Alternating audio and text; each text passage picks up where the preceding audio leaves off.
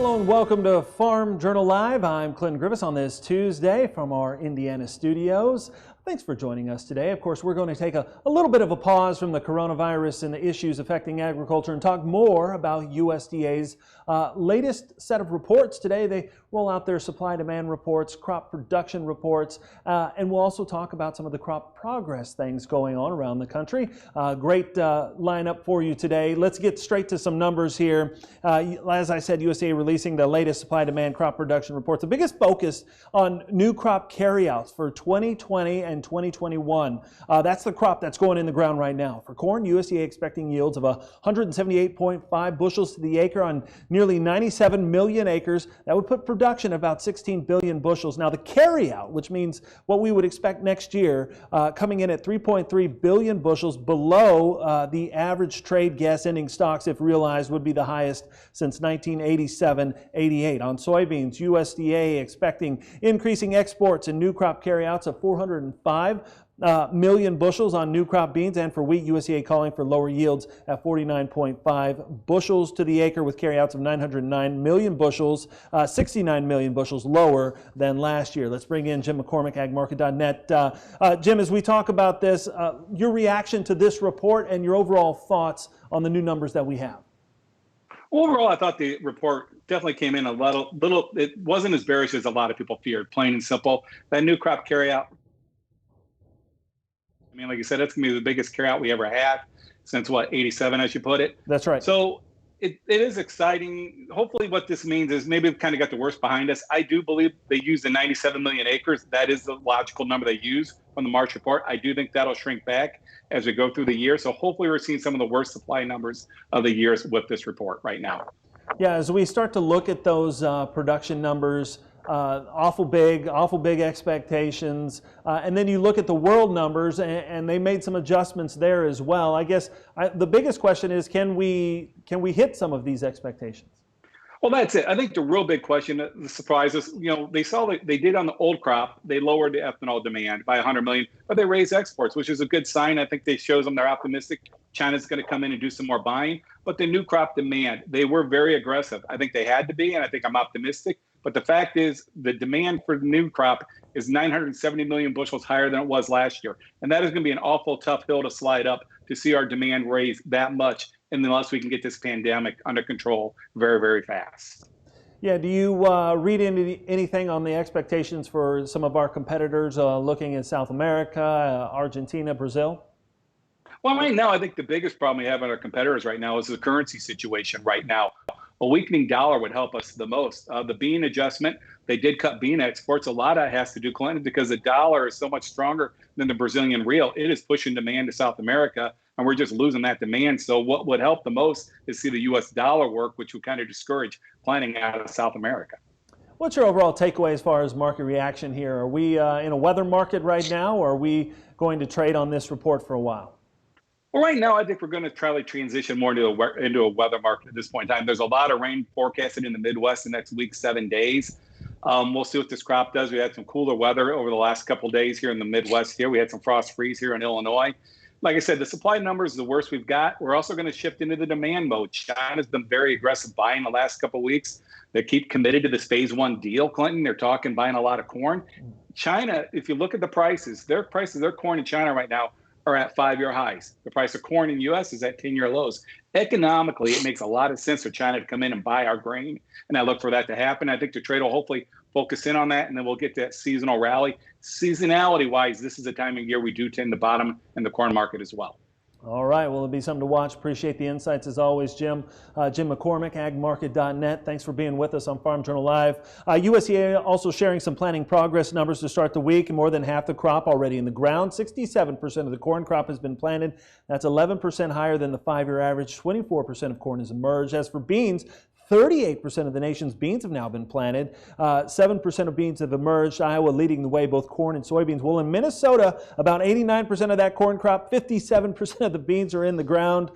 If we go to our next guest, you may recognize him, Zach Johnson, the millennial farmer there in Minnesota. And Zach, as we talk about some of these latest planting progress numbers, you've come a long way this year. You've gotten a lot done. We have, yeah. We've had a fantastic spring so far. We've actually been really dry since about mid-January, and we've had some of the best spring conditions that we've had in several years. Right in my area here, west central Minnesota, Alexandria area, right between Minneapolis and Fargo, I would say we're very close to 100% done with corn in this area, and probably 80 to 90% on soybeans. So we are definitely ahead of average. Things are looking pretty good. Now, one of the challenges that we've had there, Zach, is we had this cold snap over the weekend, and I guess the question is, how much of the crop got nipped by this thing? What about you? Did you get some pretty cool temperatures? We did, yeah. Last night really was the coldest one. We've had about 3 cold nights in a row, but last night was the one that we got some damage from. It's a little early to see it too well right now, but you can see out here, I'm standing in one of our lower areas here where the corn was a little bit taller and it's got more damage. You can see here that the leaves have looked a little bit right there. So there is some damage there, but overall we're well ahead of average. This corn will bounce back and push through that damage. I'm not too concerned about it, actually. I'm pretty optimistic here. Things are looking pretty good. Yeah, you think it's going to make it through there and be able to come out on the other side. We did have some interesting things. That weekend cold snap, one of the worst since 1996. It's been a while for you since you guys have seen this kind of cold this late in the season? Probably. We did have probably three or 4 years ago, we had a good amount of frost damage when the corn was about twice as tall as this. And it came through, it did fine. It sets it back a few days, but overall, that crop turned out pretty good. And I think I have pretty high hopes for this one as well. As I said, the ground conditions going in were good. Looks like we're going to get some rain tomorrow, and things are going to turn around. We're going to see some heat with it. So I think overall, we're sitting pretty good up in this area. Zach, how have you been dealing with this whole coronavirus thing? Obviously, we look at the markets. The markets are topsy-turvy. We've seen all kinds of impacts from all of that. How are you guys dealing with this there on your farm? You do the best you can. Honestly, we live in such a rural area that most of the places we do business with are open. We're able to get parts and we're able to get our inputs, whether it's seed, chemicals, fertilizer. Everything's rolling pretty good around here. You kind of just be respectful and be smart, keep your distance from people when you can. And overall, we're doing okay up in this area. I really feel for some of the small businesses in town that are struggling with it, but the farm economy, the way that goes right now, other than the market prices could go up a little bit, but other than that, agronomically and getting through this thing, we're sitting okay. Have you made any adjustments or changed any strategies this year based on this over the last month or so? Really haven't. We did look at putting in some wheat. Dad hasn't put in any wheat since the 80s. And we just decided that if we couldn't make a decision after a couple of days, that we'd just go ahead and stick with our 50-50 soybean and corn rotation. So we stuck to that. There is some extra wheat in the area for that reason. Guys, we're looking at the prices on that and able to make that cash flow a little bit better, but we didn't do it. We haven't made any changes to our operation. Well, Zach, we always like to follow you, Millennial Farmer, on all kinds of social media. Tell us where we can keep up with you as you go through this growing season. Yeah, the first place would be Millennial Farmer on YouTube. If you're not on YouTube, you don't like going there very much, I'm on Instagram and Facebook as well. You can find Millennial Farmer wherever you're at. All right, Zach, appreciate the insights. They're very cool getting a look at the crop there from the field right there off your phone. Thanks so much, Zach. Appreciate it. And thank all of you for watching today on Farm Journal Live as we continue to bring the latest what's going on in this agricultural industry with all of the outside factors affecting what we do each and every day. We appreciate you. And make sure as you go through that you share some of your information with us. Of course, you can do that by going to agweb.com, or you can go to #FarmOn and text 31313. Text the pictures or video right there and share how you're working through this crisis. Remember, for continuing coverage, go to agweb.com/coronavirus, or just go to agweb.com for the very latest on how the industry is being impacted. Thanks again for watching. Have a great afternoon.